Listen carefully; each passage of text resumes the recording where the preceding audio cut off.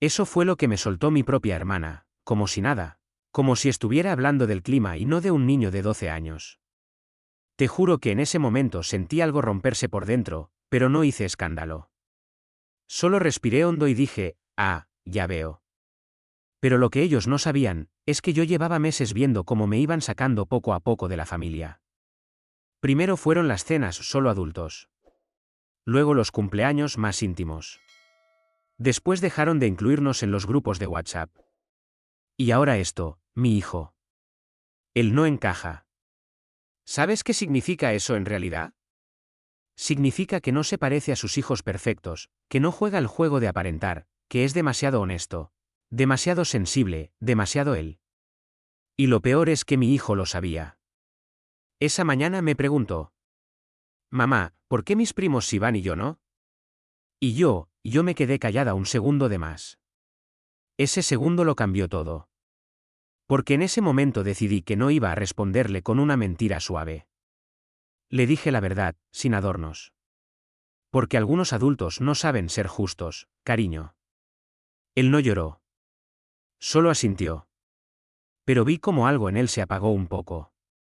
Y ahí fue cuando decidí que esto no se iba a quedar así.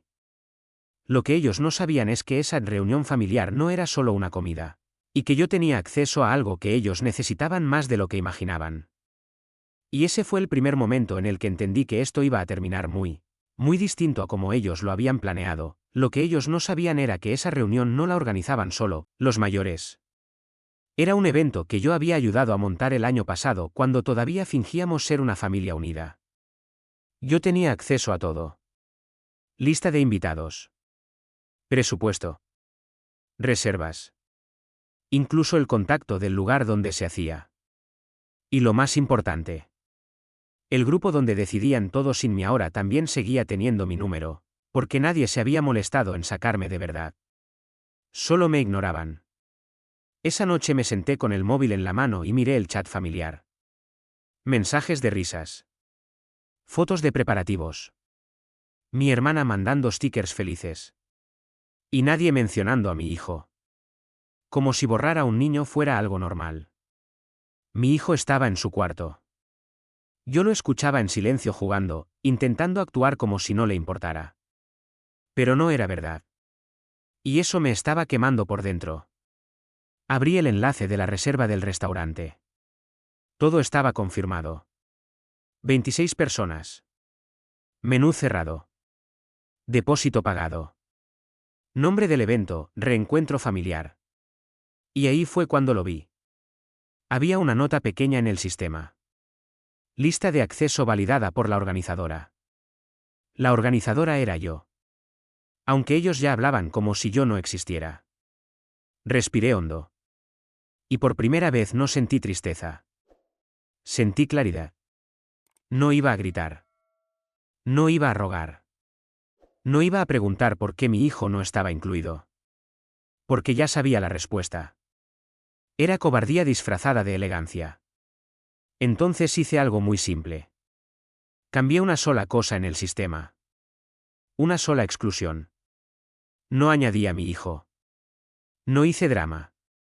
Solo actualicé la política de acceso del evento a solo invitados confirmados personalmente por la organizadora en las últimas 24 horas. Después cerré la app. Y esperé. A la mañana siguiente el grupo explotó. Primero fue mi tío. No puedo entrar al restaurante, ¿qué está pasando? Luego mi prima. Nos están diciendo que no estamos en la lista. Después mi hermana. Esto es una broma de mal gusto, dime que no has hecho nada. Yo no respondí. Solo me levanté, preparé el desayuno para mi hijo y le dije que ese día no iría al colegio. Me miró confundido. ¿Pasa algo, mamá? Y yo le dije la verdad más tranquila que nunca. Hoy vas a ver algo interesante. A las 2 de la tarde empezaron las llamadas. Una tras otra. Mi madre. Mi padre. Mi hermana otra vez, ya sin orgullo en la voz. Solo nervios. Porque el restaurante no les dejaba entrar. Y el camarero había sido muy claro. Sin confirmación directa de la organizadora, nadie pasaba. Y la organizadora no respondía. A las 3, mi hermana apareció en mi puerta. No estaba arreglada como siempre. Estaba roja de rabia y vergüenza. ¿Qué estás haciendo?, me gritó sin ni siquiera saludar. Yo la miré en silencio unos segundos. Lo mismo que tú hiciste con mi hijo, le dije despacio. Decidir quién encaja y quién no. Ella se quedó helada. Porque entendió. Pero lo peor todavía no había pasado. Porque yo no había terminado. Y ellos aún no sabían la verdadera razón por la que mi hijo no encajaba en su mundo, ni lo que iba a pasar cuando descubrieran que no necesitábamos su mundo en absoluto. Mi hermana estaba en mi puerta respirando fuerte, como si hubiera corrido kilómetros, pero en realidad lo que la estaba agotando era darse cuenta de que por primera vez no tenía control de la situación. Me miraba esperando que yo retrocediera, que me justificara, que dijera que fue un error técnico o una broma de mal gusto, pero yo solo la observaba en silencio, sin prisa, como si el tiempo ahora trabajara para mí. Ella intentó hablar otra vez, más duro esta vez, diciendo que había gente mayor esperando en la calle, que el restaurante era caro, que había vergüenza familiar en juego, pero en ningún momento mencionó a mi hijo. Ni una sola vez, y eso me confirmó todo lo que ya sabía desde antes. Le dije muy despacio que la vergüenza no empezó hoy, que empezó el día en que decidieron que un niño no encajaba porque no les servía como espejo de su propia imagen perfecta. Y ella se quedó rígida porque no esperaba que yo lo dijera tan claro. En ese momento mi hijo salió del pasillo sin hacer ruido, se quedó detrás de mí, y la miró sin odio. Solo con esa incomodidad silenciosa que tienen los niños cuando entienden demasiado pronto cómo funcionan los adultos. Mi hermana intentó suavizar la voz, como si ahora sí recordara que era su sobrino, pero ya era tarde. Porque el daño no estaba en la invitación, estaba en la intención. Le dije que podía irse tranquila, que nadie la estaba reteniendo, pero que ya nada iba a funcionar como antes. Porque yo había dejado de sostener el sistema que ellos daban por hecho.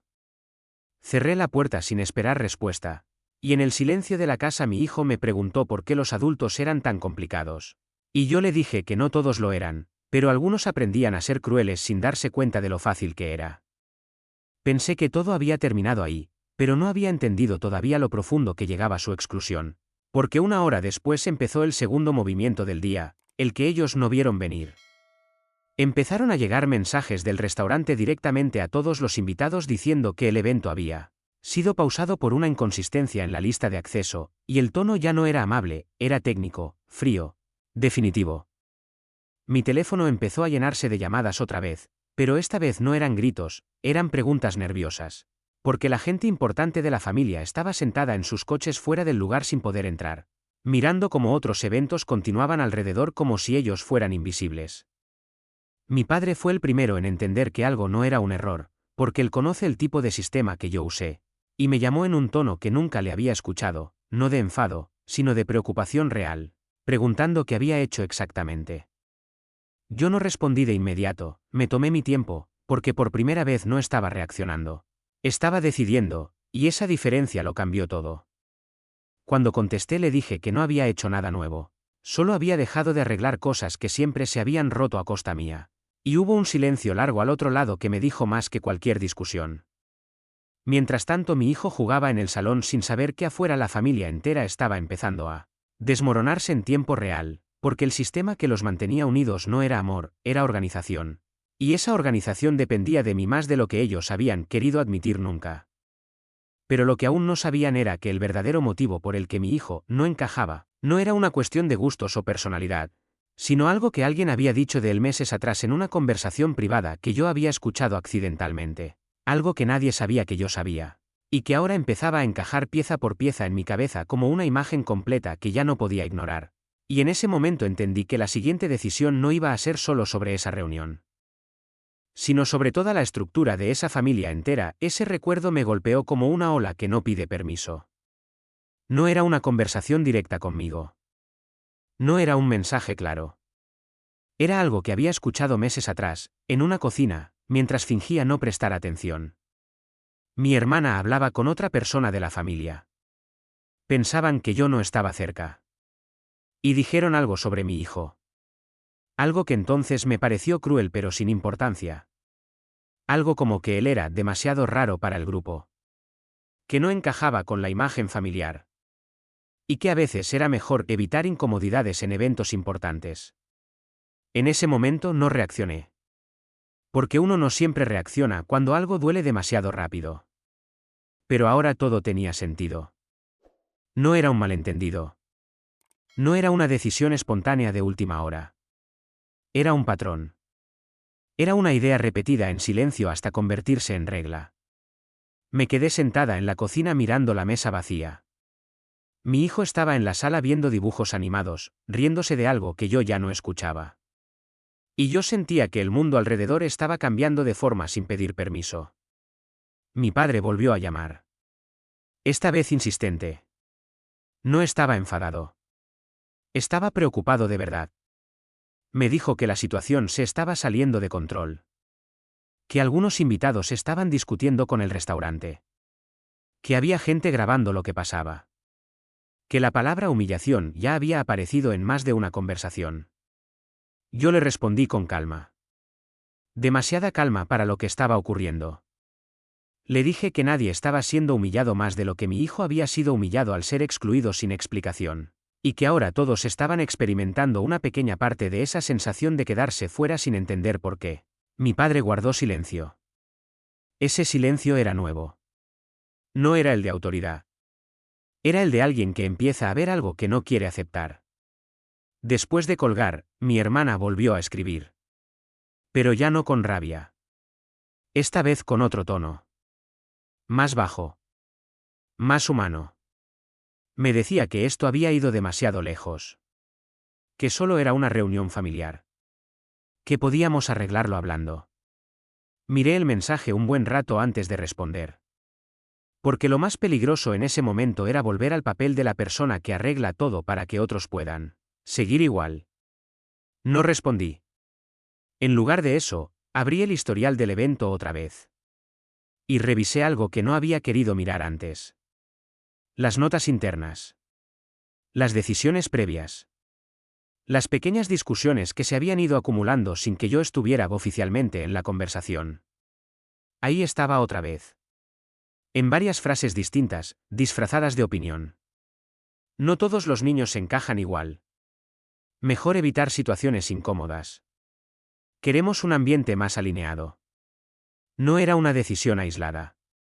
Era una construcción. Sentí algo raro en el pecho. No era solo tristeza.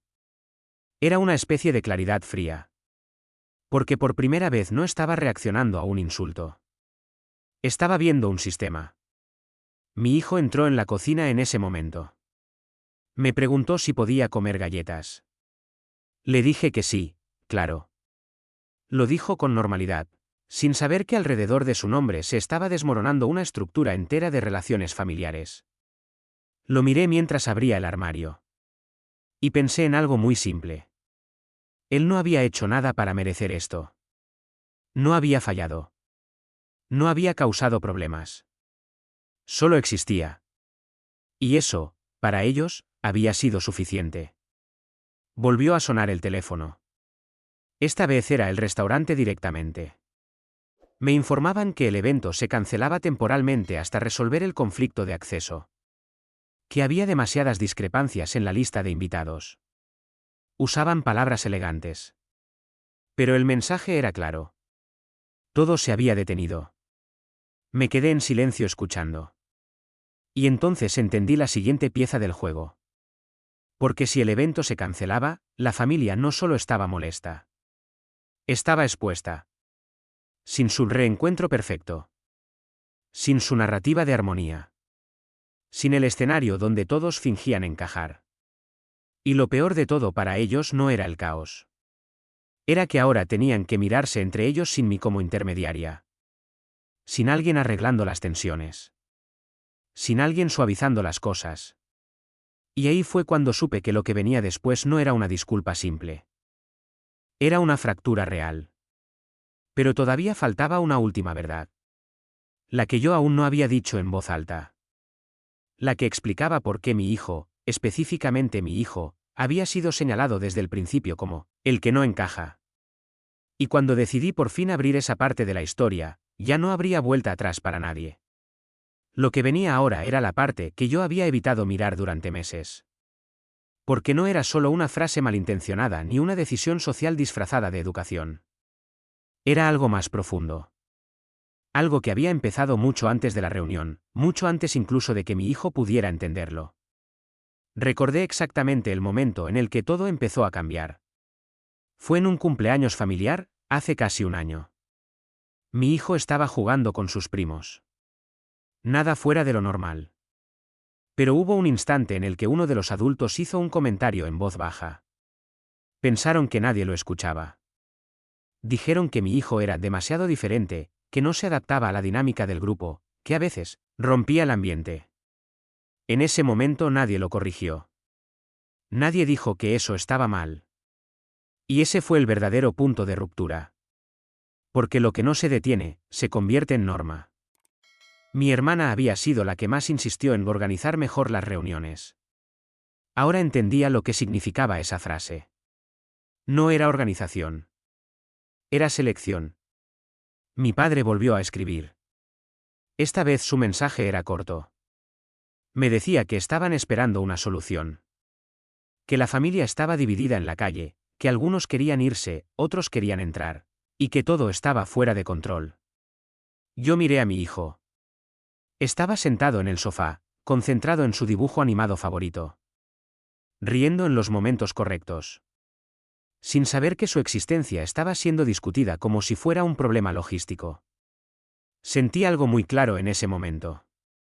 No era rabia. Era decisión. Respondí a mi padre con una sola frase. Le dije que no había nada que arreglar en el restaurante, porque el problema nunca había sido el evento. El problema era lo que habían estado haciendo mucho antes de llegar a ese día. Después de enviar el mensaje, me levanté y fui a la habitación de mi hijo. Me senté a su lado. Le pregunté si alguna vez se había sentido fuera de lugar con la familia. Me miró un segundo sin entender del todo la pregunta. Luego encogió los hombros y dijo que a veces no sabía por qué algunos primos no querían jugar con él. Esa respuesta me terminó de confirmar todo. No era imaginación mía. No era sensibilidad exagerada. Era repetición. El teléfono volvió a sonar. Esta vez era mi hermana otra vez. Pero su tono había cambiado completamente. Ya no era rabia. Era miedo. Me dijo que la situación estaba escalando. Que la gente estaba discutiendo entre ellos en la calle. Que algunos estaban diciendo que yo había saboteado el evento a propósito. Yo le respondí con calma. Demasiada calma otra vez. Le dije que nadie había sido saboteado. Que simplemente estaban viviendo por primera vez una consecuencia sin intermediario. Hubo silencio al otro lado. Luego ella dijo algo que no esperaba. Dijo que nadie había querido realmente excluir a mi hijo de forma cruel. Que solo querían evitar incomodidades. Que era más fácil así. Esa frase fue la confirmación final. Más fácil. Siempre era más fácil para ellos. Nunca más justo. Nunca más honesto. Solo más fácil. Le dije que precisamente por eso el sistema había colapsado. Porque lo más fácil siempre termina construyéndose sobre alguien que no tiene voz. Corté la llamada. Mi hijo me preguntó si todo estaba bien. Le dije que sí, que estaba todo bajo control. Y por primera vez no mentí. Porque lo que estaba pasando sí estaba bajo control. Solo que no el suyo. Afuera, el grupo familiar empezó a reorganizarse. Algunos se fueron. Otros seguían intentando entrar al restaurante como si insistir fuera a cambiar las reglas. Pero ya no había centro. Ya no había figura que resolviera todo. Y eso era exactamente lo que yo había hecho durante años sin darme cuenta. Ser el punto de equilibrio de algo que nunca me había protegido realmente. Esa noche, cuando todo empezó a calmarse, mi padre volvió a llamar. Esta vez sin exigencias. Solo preguntó qué quería exactamente. Me quedé pensando unos segundos. Y le dije la verdad. Que no quería una disculpa vacía. No quería explicaciones suaves. Quería que entendieran lo que significa crecer en una familia donde la pertenencia se negocia. Y que si mi hijo no era suficiente para ellos, entonces yo tampoco lo era. Silencio otra vez. Pero esta vez era diferente. Porque por primera vez, ellos no tenían un plan para volver a lo de antes. Y yo tampoco lo iba a permitir. La llamada de mi padre terminó dejando un vacío extraño en la casa. No era silencio normal. Era un silencio con peso. Como si todo el mundo exterior estuviera esperando una decisión que ya no podía retrasarse más. Yo me quedé mirando el móvil unos segundos sin hacer nada. Y por primera vez no sentí presión por responder rápido. Sentí claridad. Mi hijo estaba en el suelo del salón dibujando otra vez. Esta vez no eran garabatos sin sentido. Estaba dibujando una mesa grande. Personas alrededor. Y él mismo en un extremo pequeño, separado. Me di cuenta de que incluso en su juego estaba procesando lo que había vivido sin que nadie se lo explicara bien. Me senté a su lado. Le pregunté qué era el dibujo. Me dijo que era una comida familiar. Pero que esta vez él estaba en su propia mesa porque así era más fácil para todos. Esa frase me golpeó más fuerte que todo lo anterior. Más fácil otra vez. Le pregunté quién le había dicho eso. Me dijo que nadie. Que lo había entendido solo. Y eso fue lo más triste de todo. Porque cuando un niño empieza a traducir el rechazo en lógica propia, ya no necesita que se lo expliquen los adultos. Me levanté y fui a la cocina. Apoyé las manos en la mesa. Y entendí que ya no se trataba del evento. Ni del restaurante. Ni de la familia reunida afuera intentando resolver el caos. Se trataba de lo que mi hijo iba a aprender de todo esto si yo no hacía nada más. Volví a llamar a mi padre. Esta vez no esperé a que él hablara primero. Le dije directamente que la situación ya no era negociable en términos sociales. Que esto no era una discusión de familia. Era una ruptura estructural. Le dije que durante años yo había sido el punto de equilibrio. La persona que amortiguaba decisiones incómodas. La que mantenía la apariencia de unión aunque por dentro todo estuviera mal distribuido. Y que ese papel se había terminado. Mi padre intentó interrumpir. Pero le pedí que escuchara hasta el final. Porque esta vez no era una conversación emocional. Era una declaración de límites. Le dije que mi hijo no iba a volver a ningún entorno donde su valor fuera evaluado según comodidad social. Y que si la familia necesitaba seleccionar personas para sentirse cómoda, entonces yo también estaba fuera de esa selección. Hubo un silencio largo. Esta vez diferente. No era confusión. Era comprensión lenta. Me preguntó qué quería exactamente a partir de ahora. Y por primera vez no hablé desde el dolor.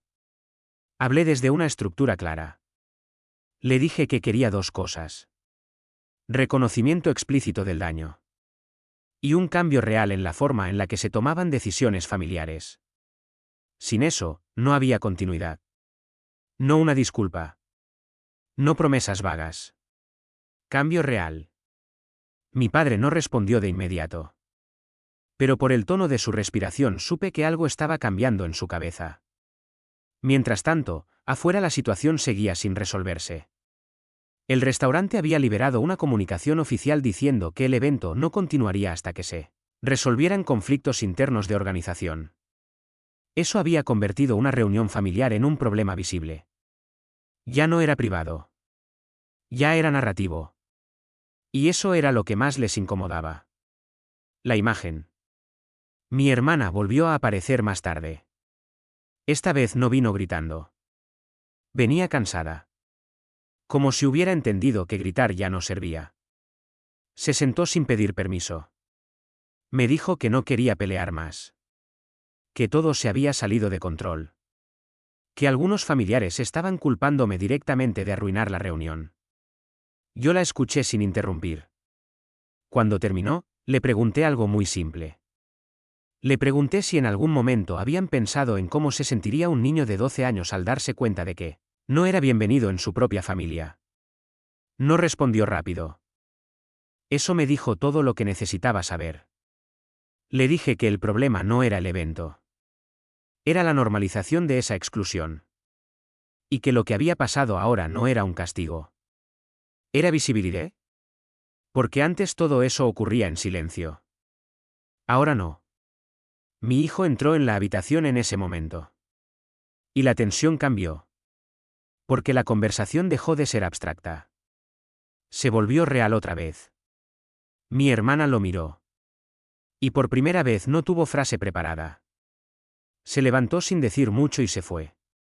Más tarde esa noche, mi padre volvió a llamar. Esta vez su voz era distinta. Más lenta. Más pesada. Me dijo que había estado hablando con otros miembros de la familia. Que algunos no habían entendido la gravedad hasta ese momento. Que había opiniones divididas. Y luego dijo algo importante. Dijo que quizá nadie había pensado realmente en mi hijo como persona central en todo esto. Solo como una variable más en la logística familiar. Y eso era exactamente el problema. Porque ahí estaba el fallo estructural. Cuando una persona se convierte en variable, deja de ser considerada sujeto. Le dije que no bastaba con reconocerlo ahora. Había que cambiar el sistema que permitía eso. Y entonces me hizo la pregunta final. ¿Qué iba a pasar ahora? Miré a mi hijo dormido en el sofá. ¿Tranquilo? Sin saber que su historia había obligado a toda una familia a mirarse de otra forma. Y respondí con una claridad que no había tenido antes. Le dije que ahora la familia tenía que decidir si quería ser un lugar donde todos pertenecen de verdad. O solo un grupo de personas que se reúne cuando es cómodo. Porque si seguían el segundo camino, entonces ya no había nada que yo pudiera sostener. Y esta vez no había vuelta automática. Solo decisiones reales. Esa noche la casa estaba en un punto extraño. No era calma. No era caos. Era una pausa forzada, como si todo el mundo estuviera esperando el próximo movimiento sin saber de dónde iba a venir. Mi hijo ya dormía profundamente. Y yo estaba sentada en la oscuridad de la cocina, mirando la mesa donde todo había empezado a tomar forma real. Mi teléfono vibró otra vez. Era mi hermana. Pero esta vez no llamaba. Enviaba un mensaje largo. Demasiado largo para alguien que siempre hablaba en frases cortas cuando tenía control de la situación. En el texto decía que la familia estaba intentando reunirse sin el conflicto del restaurante. Que querían resolverlo en privado. Que estaban dispuestos a reconsiderar algunas cosas. Leí el mensaje 2 veces. Y entendí algo importante. No estaban hablando de mi hijo. Estaban hablando de recuperar estabilidad. Respondí solo con una frase. Le dije que la estabilidad no se negocia ignorando a una persona. Después apagué el teléfono. Porque supe que a partir de ese momento cada conversación iba a intentar volver al punto de origen. Como si todo pudiera resetearse si encontraban el tono adecuado. Pero ya no funcionaba así. A la mañana siguiente mi padre apareció en persona. No entró de inmediato. Se quedó unos segundos en la puerta. Como si no estuviera seguro de si todavía tenía un lugar en esta versión de la historia. Le abrí sin decir mucho. Se sentó en la sala. Miró alrededor. No buscaba objetos. Buscaba orden. Me dijo que la familia estaba dividida. Que algunos querían pedir disculpas. Otros seguían insistiendo en que todo había sido una reacción exagerada. Y unos pocos estaban empezando a entender que habían normalizado cosas que no deberían haber pasado nunca. Le escuché sin interrumpir. Luego le pregunté algo directo. Le pregunté si alguien había hablado con mi hijo. Negó con la cabeza. Y ahí se quedó todo claro otra vez. Porque seguían tratando el problema como algo entre adultos. Como si el daño no hubiera tenido una víctima directa visible. Mi padre bajó la mirada y dijo que no sabían cómo hablarle sin hacerlo peor. Esa frase fue reveladora.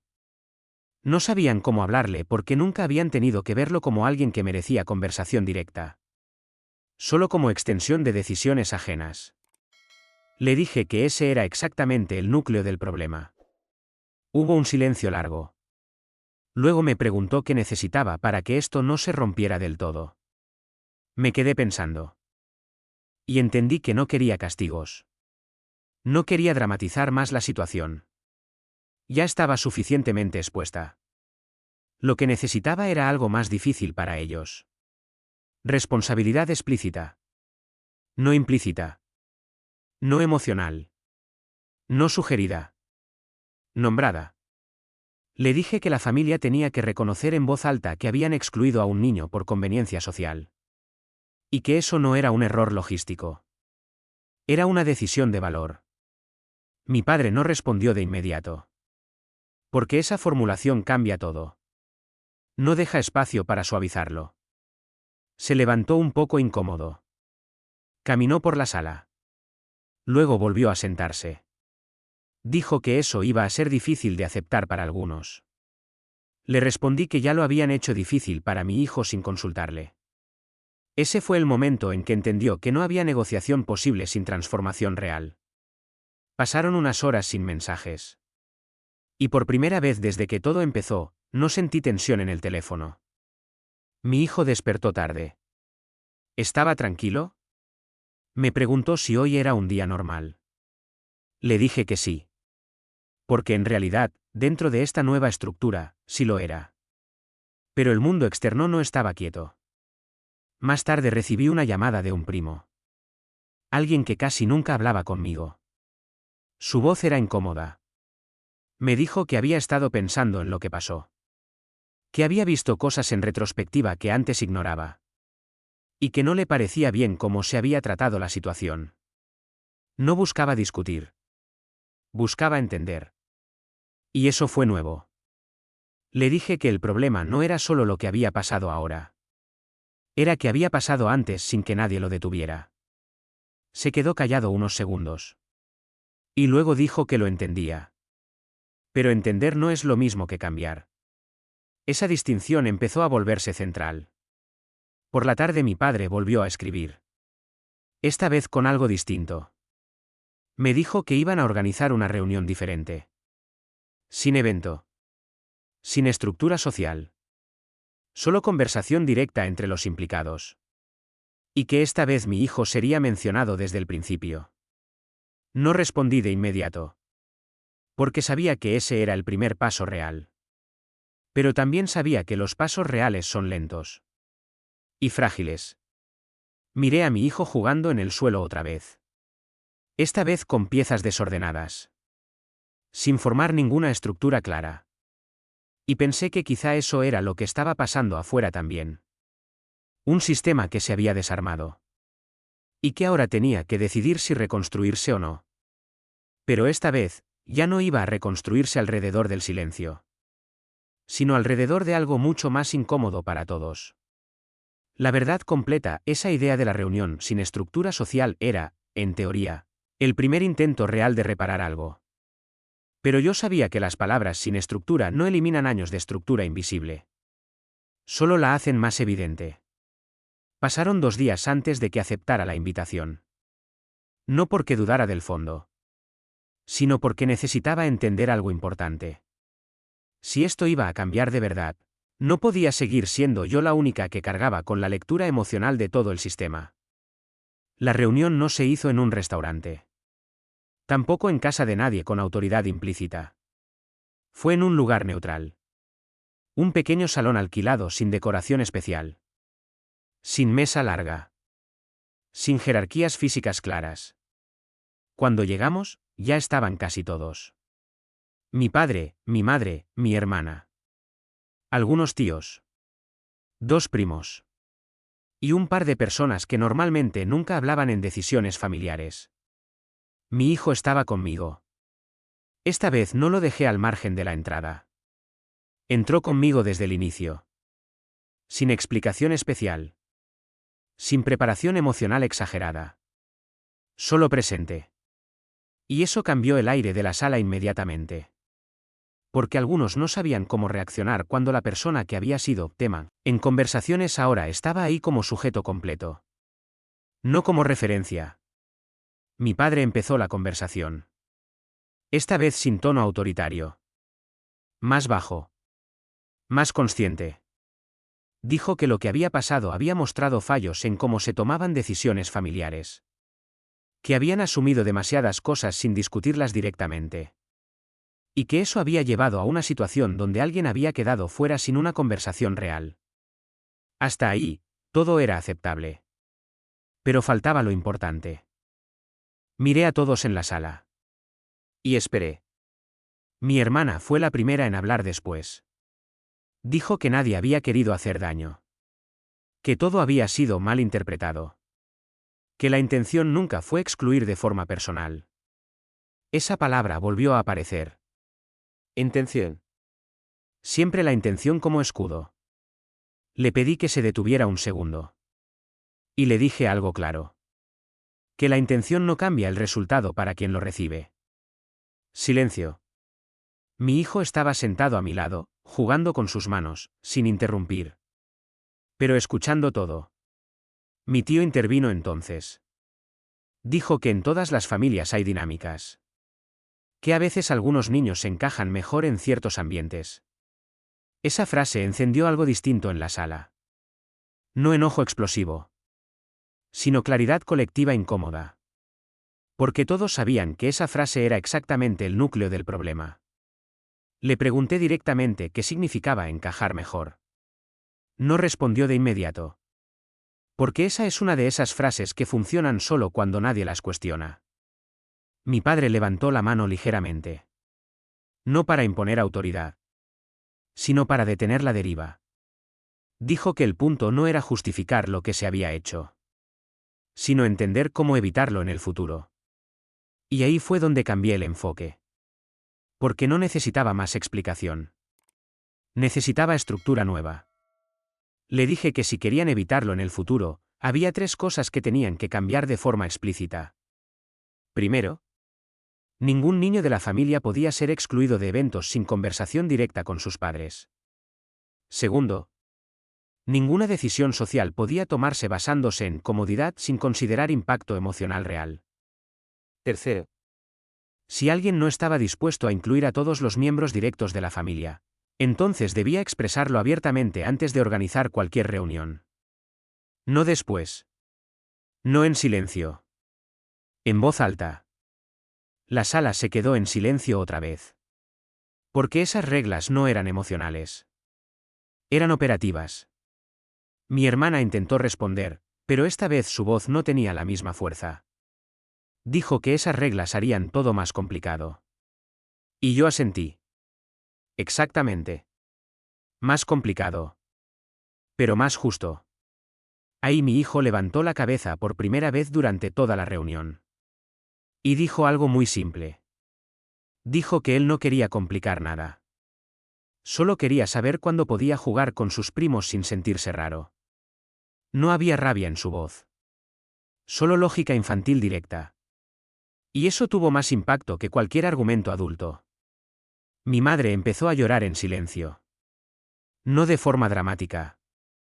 Sino como alguien que se da cuenta tarde de una dinámica que nunca había cuestionado. Mi padre miró alrededor de la sala.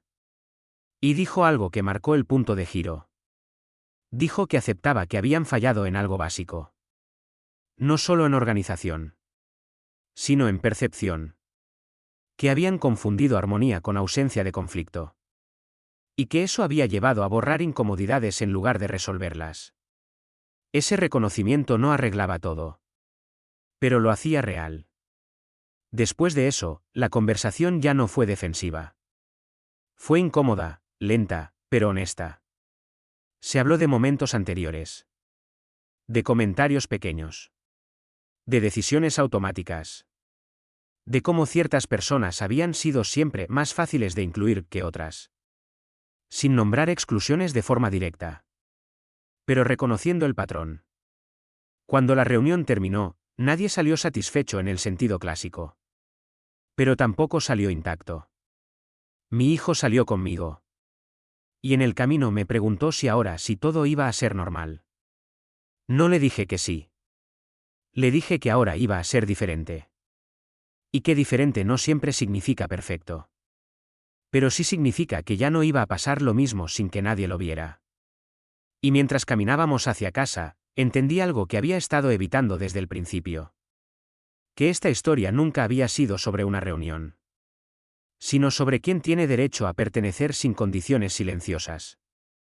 Y esta vez, esa respuesta ya no estaba en manos de un grupo que decide en secreto. sino en una conversación que por fin había empezado en voz alta. Los días siguientes a la reunión no fueron tranquilos, aunque desde fuera pudiera parecerlo. No hubo más gritos, ni escenas públicas, ni llamadas desesperadas constantes. Pero había algo nuevo en el ambiente familiar. Algo que no existía antes. Una especie de tensión consciente, como si todos supieran que ya no podían volver a comportarse de manera automática. Mi hijo volvió a su rutina normal. Escuela, dibujos, juegos.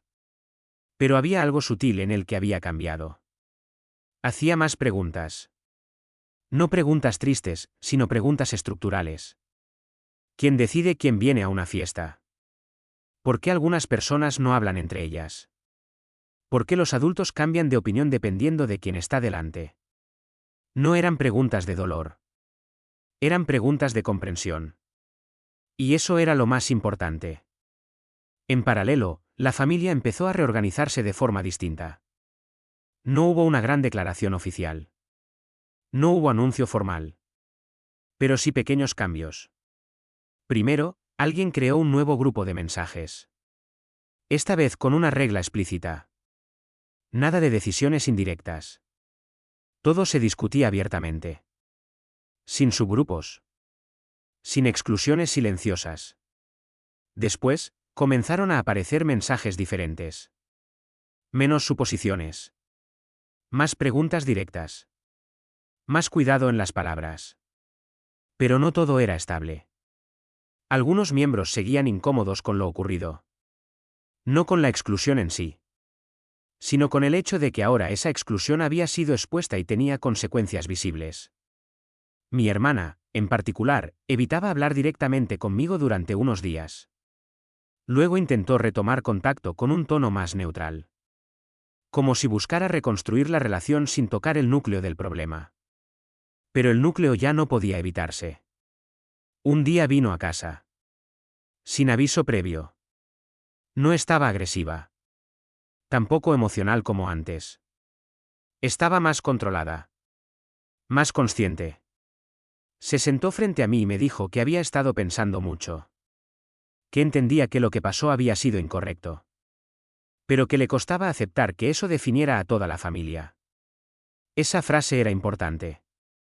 Porque mostraba el intento de separar identidad de acción. Le respondí con calma. Le dije que no se trataba de definir a toda la familia. Se trataba de reconocer patrones dentro de ella. Y que reconocer un patrón no destruye una estructura. Solo la vuelve visible. Mi hijo estaba en otra habitación. Jugando. Pero escuchando parcialmente la conversación. Mi hermana lo miró a través del pasillo. Y por primera vez no había distancia emocional automática. Había duda. Me preguntó si él estaba bien. Le dije que sí. Pero que la pregunta real no era esa. La pregunta real era si él había tenido que aprender demasiado pronto cómo funciona la exclusión social. Ella no respondió. Porque esa pregunta no tiene respuesta cómoda. Después de eso, la conversación se volvió más honesta. Menos defensiva. Hablamos de cómo se habían tomado decisiones en el pasado. De cómo ciertas dinámicas se habían normalizado sin ser cuestionadas. Y de cómo el no encaja nunca había sido una descripción neutral. Sino una decisión disfrazada de observación. En otro momento, mi padre volvió a intervenir en el proceso familiar. Esta vez no como mediador. Sino como alguien que también estaba reevaluando su propio rol. Dijo que había pasado años creyendo que mantener la armonía era su responsabilidad principal. Y que ahora entendía que esa armonía muchas veces había sido artificial. No perfecta. Artificial. Y que la diferencia entre ambas es enorme. La familia empezó entonces a hacer algo que nunca había hecho antes. Revisar decisiones pasadas sin justificar inmediatamente cada una. No era cómodo. De hecho, era incómodo de forma constante. Porque implica aceptar que no todas las decisiones fueron neutras. Algunas fueron convenientes. Algunas fueron automáticas. Y algunas tuvieron consecuencias emocionales reales que nadie quiso asumir en el momento. Una tarde, mi hijo me hizo una pregunta inesperada. Me preguntó si ahora él era parte de todas las decisiones familiares. No desde un lugar de poder, sino de curiosidad. Le respondí que sí, en el sentido importante. Que nadie iba a decidir por él sin tenerlo en cuenta indirectamente a través de exclusión. Pero también le expliqué algo más profundo. Le dije que no todas las decisiones del mundo tienen que incluirte directamente para ser justas. Pero sí deben considerar si te afectan.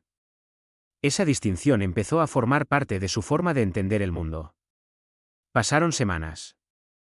La situación con la familia no volvió a ser como antes. Pero tampoco quedó rota. Se transformó en algo más lento. Más consciente. Ya no había eventos organizados en silencio con listas implícitas.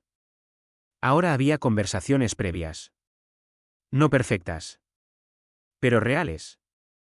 Y aunque algunas personas seguían sintiendo incomodidad con ese nuevo sistema, nadie volvió a justificar la exclusión de forma ligera. Una tarde, mi hijo volvió a jugar con sus primos. Esta vez no hubo separación invisible. No porque todo fuera perfecto, sino porque ya nadie podía fingir que las reglas invisibles no existían. Y mientras lo veía jugar, entendí algo fundamental. La venganza nunca había sido el objetivo real de esta historia. El objetivo era interrumpir un patrón. Y ese patrón, una vez interrumpido, ya no podía volver a funcionar en silencio. Las semanas siguientes se sintieron como una fase completamente nueva de la familia. No perfecta. No estable. Pero sí distinta en su lógica interna. Ya no había decisiones tomadas en silencio absoluto.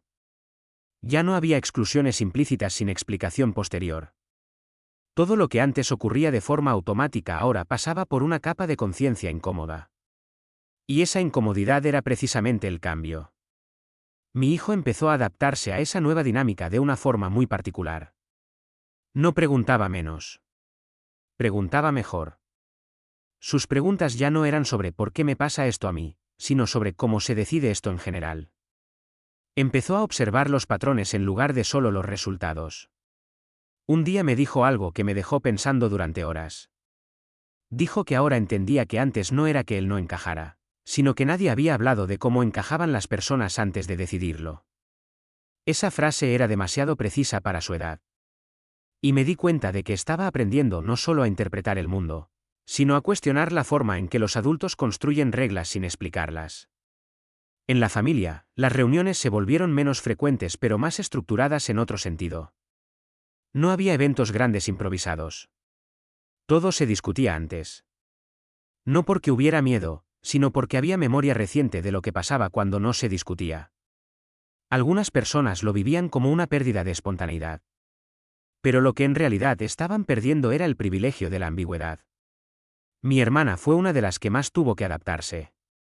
Al principio intentó mantener un equilibrio entre seguir adelante y no hablar demasiado del pasado. Pero ese punto medio no funcionaba. Porque el pasado no estaba cerrado. Un día vino a casa otra vez. Esta vez sin tensión defensiva. Se sentó y dijo algo diferente. Dijo que había estado observando cómo los niños de la familia reaccionaban ahora entre ellos. Y que había notado algo nuevo. Que ninguno parecía inseguro sobre si era bienvenido o no. No lo dijo como una conclusión emocional. Lo dijo como una observación. Y eso era importante. Porque indicaba que el cambio no era solo discurso. Era comportamiento. Luego me preguntó algo más difícil. Me preguntó si yo sentía que todo esto había valido la pena. La pregunta no era sobre el conflicto. Era sobre el costo. Miré hacia el pasillo donde mi hijo estaba jugando. Y respondí con honestidad. Le dije que no me interesaba medirlo en términos de vale la pena. Porque ese tipo de cálculo solo tiene sentido cuando el sistema original es aceptable. Y este no lo era. Le dije que lo único relevante era que ahora había condiciones donde un niño no podía ser excluido sin que eso se discutiera explícitamente. Y que eso, por sí solo, cambiaba todo. Ella asintió lentamente. No estaba totalmente cómoda. Pero ya no estaba en negación. En paralelo, mi padre empezó a asumir un rol distinto dentro del grupo familiar.